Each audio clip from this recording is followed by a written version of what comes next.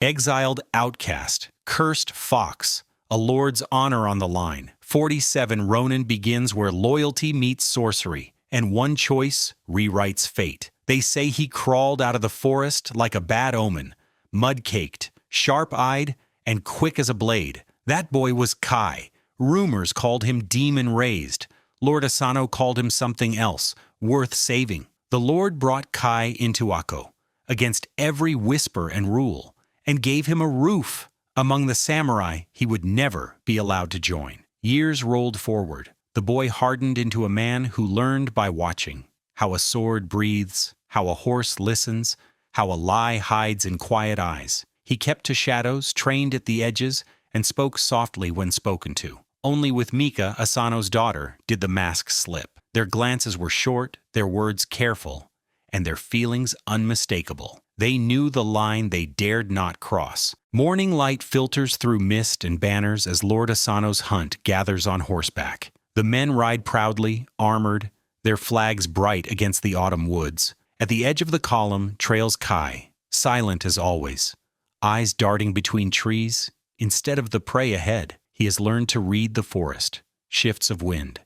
the restless quiver of birds, but his warnings are ignored. Oishi, commanding as ever, calls the formation forward and orders Kai to remain silent. The undergrowth explodes. A monstrous boar, hide thick as stone, tusks like scythes, bursts through the line. Horses rear, men scatter. Lord Asano is thrown to the earth, his breath driven out in a brutal thud. The samurai surge to protect him, but the beast plows through spears as though they were reeds, tossing soldiers into the dirt and breaking bones with every swing. Arrows streak through the air, but the animal shrieks with a sound not of flesh, but something darker, something wrong. Its eyes burn an unnatural green, its hide slick with a sheen that defies steel. The hunt falters, chaos reigns. Amid the panic, one warrior, Yasuno, charges the beast head-on, blade raised high. It knocks him down, the sword flying from his hand. The creature lowers its tusks for the killing strike.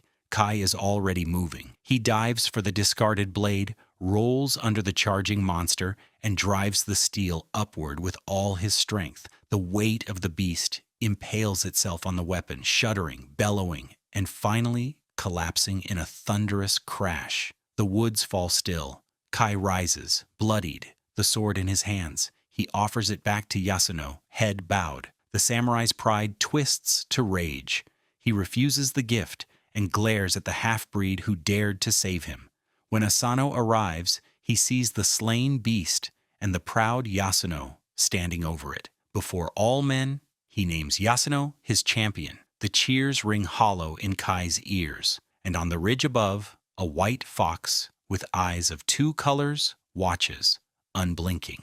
The banners of Akko flutter proudly as the shogun arrives to oversee the grand tournament. Trumpets blare, drums thunder, and the lords gather in splendid robes. Lord Kira strides in with his entourage, his eyes sharp with arrogance, and at his side, the witch Mizuki, cloaked in beauty and deception. Her fox-like gaze flickers across the arena, and Kai feels a chill. He knows the face of the predator who cursed the hunt. Inside the hall, tensions rise. Kira openly mocks Lord Asano, his comments veiled in politeness but sharpened like a blade. His attention lingers far too long on Lady Mika, her calm expression hiding the storm inside. Every word from Kira is an insult wrapped in silk, and every glance toward Mika a declaration of intent. The tournament begins. Yasuno, chosen as Asano's champion, prepares to face Kira's towering warrior, an armored giant whose very presence silences the crowd. But in the shadows, Mizuki strikes. Yasuno falters, trapped in her unseen spell, his body trembling, unable to stand. Shame would fall on Asano's house. Kai sees it. Without hesitation, he dons Yasuno's armor, concealing his face. He steps into the arena. The crowd roars as the duel begins. Steel clashes with steel, the giant's blows thundering like hammers. Kai's defense swift but desperate. He fights with skill born not from rank, but from survival. A flurry of strikes lands, but the enemy's armor is ironclad.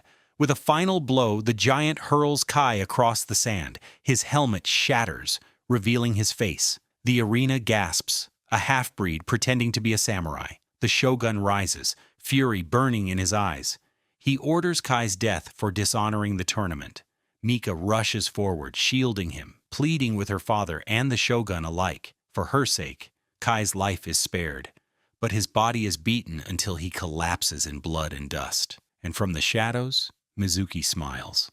Night settles over Akko like a warning. Lanterns flicker against the carved wood, shadows lengthen, and Mizuki glides through the palace halls with steps as soft as smoke. She carries a vial of dark enchantment, spun from Kira's blood. In her palm, it twists into the form of a spider, its legs dripping with venom. Inside his chamber, Lord Asano stirs uneasily. The creature crawls toward him, its bite quick, its poison cruel. Illusions flood his mind. He sees his beloved daughter Mika trapped in Kira's grasp, her honor at risk, her cries tearing at his soul. Rage seizes him. He grips his sword, storms down the corridor, and bursts into Kira's room. Steel slices the air, and Kira reels back in mock terror.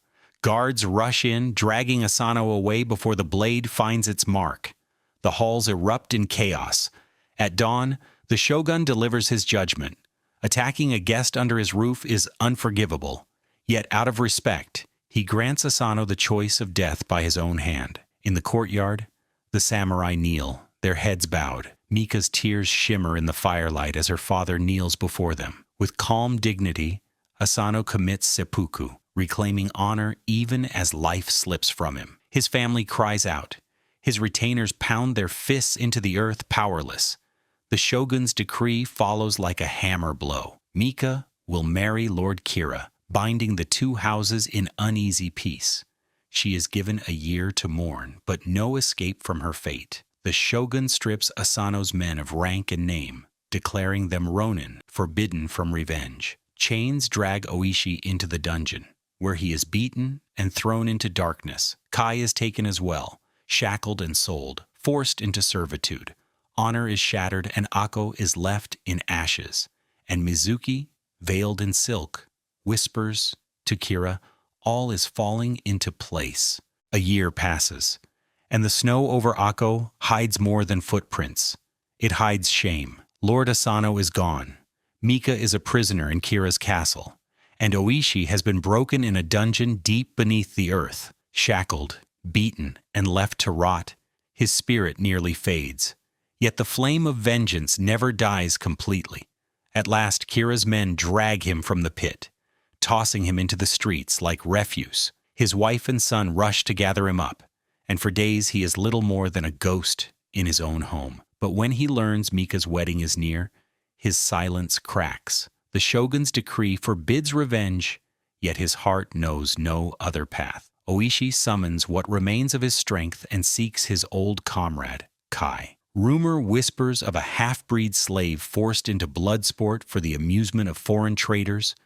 Oishi travels to the Dutch island where the air stinks of sweat, iron, and death. The arena roars as Kai faces a monstrous opponent, towering and snarling, a beast dressed in human skin. At first, Kai seems overpowered, but with patience born of suffering, he sidesteps the brute's blows, finding rhythm in chaos. A single strike across the stomach, a finishing stroke, and the giant collapses headless before the crowd. When the dust settles, Oishi steps into the pit. Instead of greeting, Kai attacks. The pain of betrayal burns in him. His master dead, his honor stolen. Steel clashes, sparks fly, but Oishi speaks through the blows. Mika is still alive. She will be forced to marry Kira. The words cut deeper than any blade. Slowly, grudgingly, Kai lowers his weapon. The two men, once divided, find themselves bound by the same truth. Their master must be avenged. That night, fire devours the slave pens, and two figures vanish into the darkness.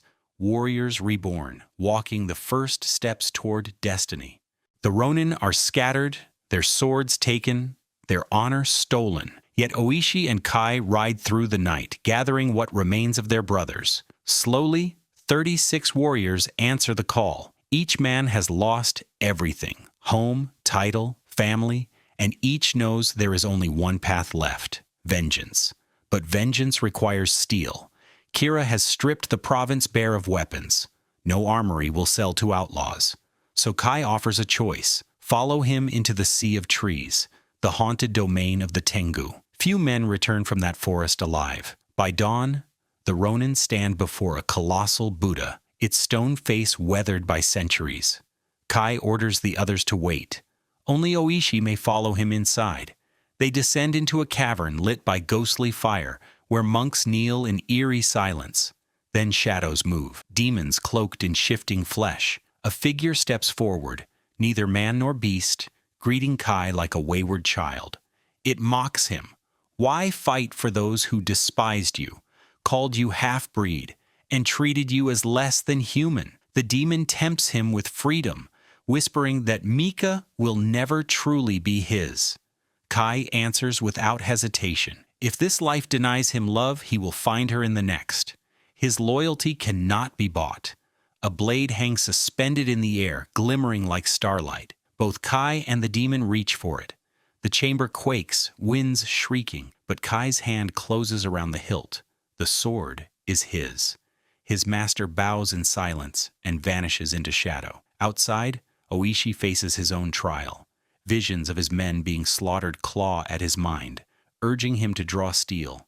But he resists, remembering Kai's warning. When the illusion fades, katanas appear in heaps, gifts from the Tengu. The Ronin leave the forest armed, no longer broken men but a reborn brotherhood bound for war. Armed at last, the Ronin ride back with renewed fire in their eyes. Their swords gleam, their hearts pound. They believe destiny is finally within reach. A scout reports that Kira will soon leave his fortress to pray at the shrines. The perfect chance to strike. Oishi seizes it. Tonight, we end this, he declares. The men nod, their resolve unshakable. Under the cover of darkness, they approach the shrine. Lanterns sway in the night breeze, casting long shadows over the clearing. From a distance, the figure of Lord Kira kneels in prayer, flanked only by a handful of guards. It looks too easy, too clean. But vengeance blinds caution. The Ronin move in formation, blades ready. Then, with a cruel laugh, the figure turns and dissolves into flame. It is Mizuki the witch, cloaked in illusion. Fire roars across the clearing, swallowing men and hay alike. Arrows streak from hidden ridges, cutting down Ronin before they can raise their shields. Panic erupts. From the inferno lumbers the monstrous giant, Kira's champion, hurling men aside as if they were twigs. Screams echo as steel shatters against its hide. Brothers fall one after another. The carefully planned ambush collapses into chaos.